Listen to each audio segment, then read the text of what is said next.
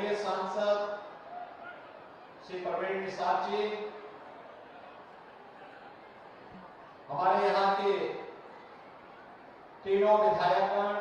विधायक मेघावल अनिल त्रिपाठी जी, विधायक हमारे खैलाबाद विधायक हैसर, पूर्व सांसद रंजीत मिश्रा जी, पूर्व सांसद शुक्ला जी, पूर्व विधायक राकेश बघेल जी, भारतीय जनता पार्टी के जिला के अध्यक्ष और अन्य पदाधिकारीगण, भारी संख्या में विकसित भारत संकल्प यात्रा के कार्यक्रम के साथ जुड़ने के लिए आए हुए सभी विकास खंड, बघोली और ग्राम पंचायत से जुड़े हुए सभी उपस्थित भाइयों और बहनों, विकसित भारत संकल्प यात्रा यह प्रधानमंत्री मोदी जी के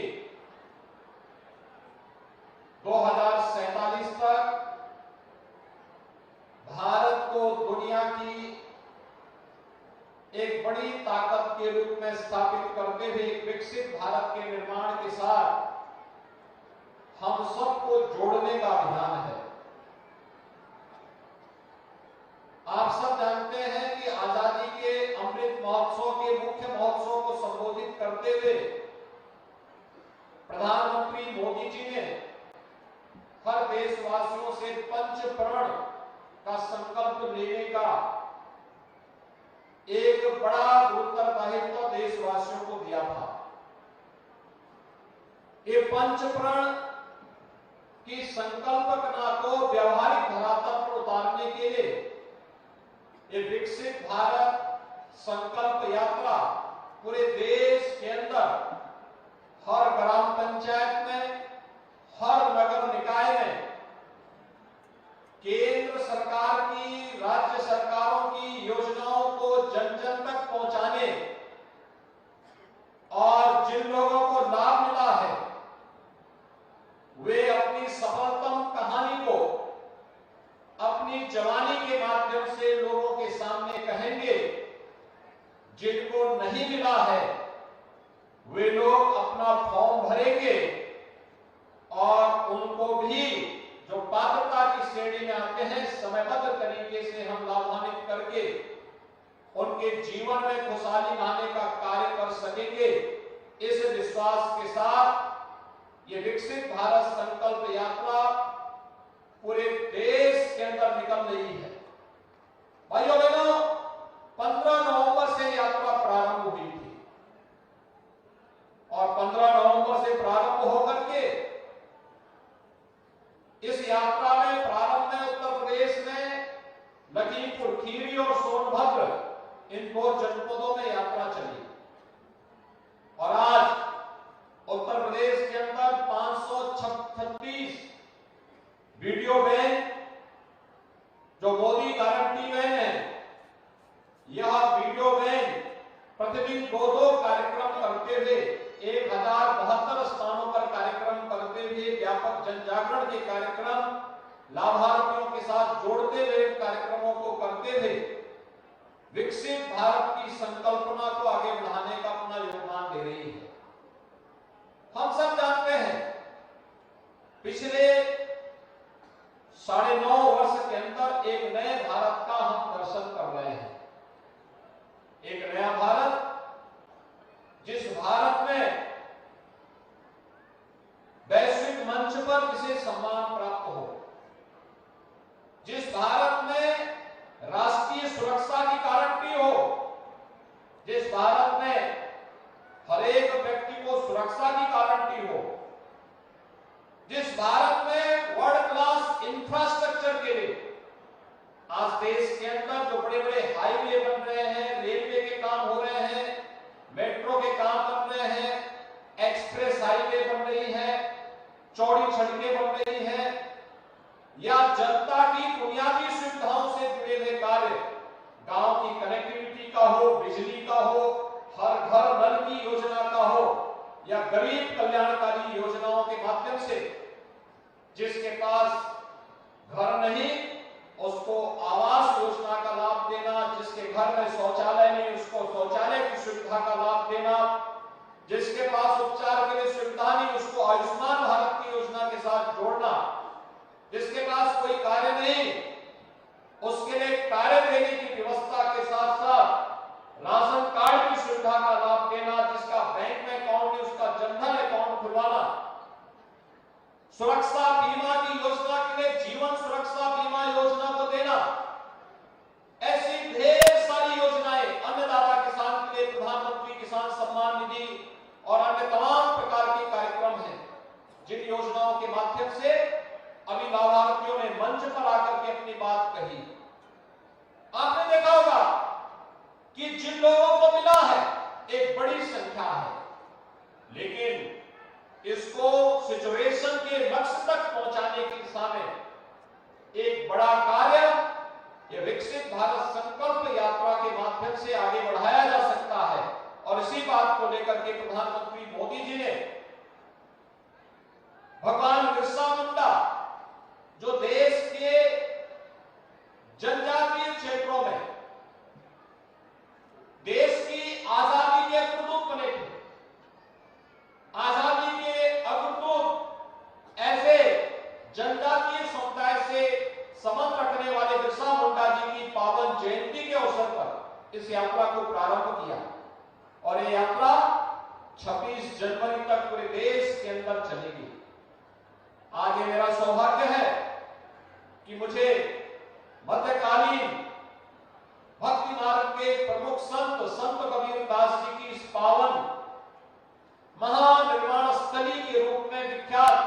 संत कबीर नगर जनपद में इस बखिरा क्षेत्र में जो बागनगर के रूप में विख्यात है, जहां के बर्तन में भी देख रहा था कि किस तरीके से यहाँ के काश्तकारों ने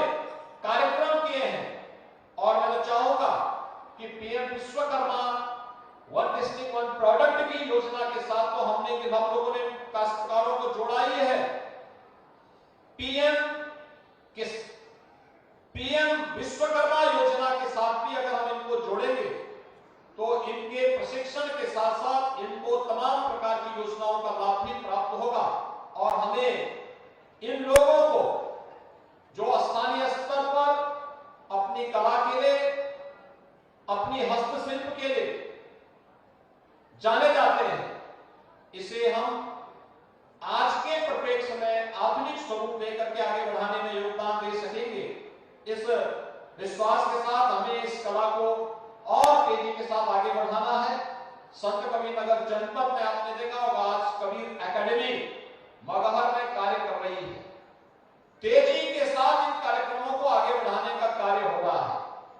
और मुझे विश्वास है विकसित भारत संकल्प यात्रा में पिछले 6 वर्ष के अंदर उत्तर प्रदेश ने जिस मजबूती के साथ इन योजनाओं को आगे बढ़ाया है, कोई सोचता था 55 लाख से अधिक गरीबों को एक आवास मिल जाएगा, लेकिन यह संभव हुआ है।